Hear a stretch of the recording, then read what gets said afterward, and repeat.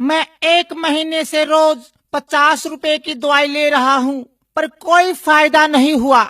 कोई बात नहीं भाई साहब, कोई बात नहीं। कल से मैं तुम्हें 40 रुपए की दवाई दूंगा, 10 रुपए का फायदा होगा।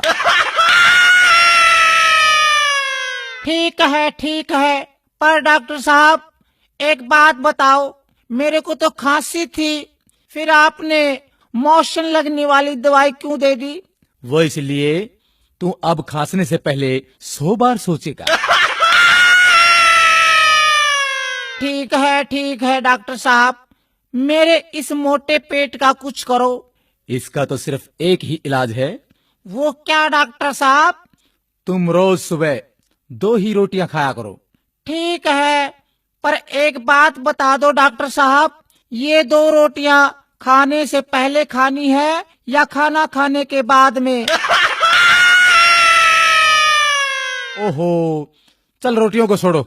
स्वास्थ्य के लिए आप रोज एक्सरसाइज किया करो। डॉक्टर साहब, मैं रोज फुटबॉल खेलता हूँ, क्रिकेट और टेनिस भी खेलता हूँ। अच्छा ये बताओ, तुम रोज कितनी देर खेलते हो?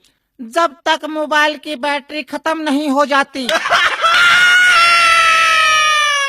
ओहो, बड़े मूर्ख हो यार, तुम तो पागल हो गए हो। कैसे हुए? मैंने एक विधवा से शादी की, उसकी जवान बेटी से मेरे बाप ने शादी की, तो मेरी वो बेटी मेरी माँ बन गई।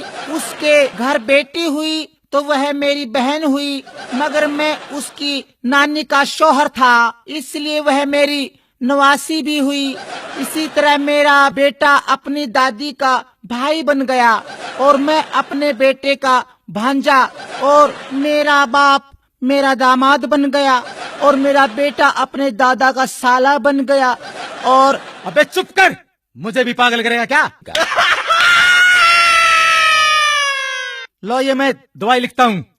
डॉक्टर साहब दवाई जरूर लिखो, लेकिन कड़वी मत लिखना। अरे चुप कर बैठ। डॉक्टर साहब दवाई जरूर लिख दो, पर कड़वी मत लिखना। मैं तेरी खातिर 1 किलो जलेबी लिख दूं।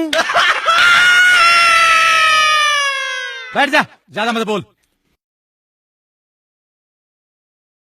डॉक्टर साहब पर्चे पर ऐसा क्या लिखते हो जो सिर्फ मेडिकल स्टोर वाले ही समझ पाते हैं?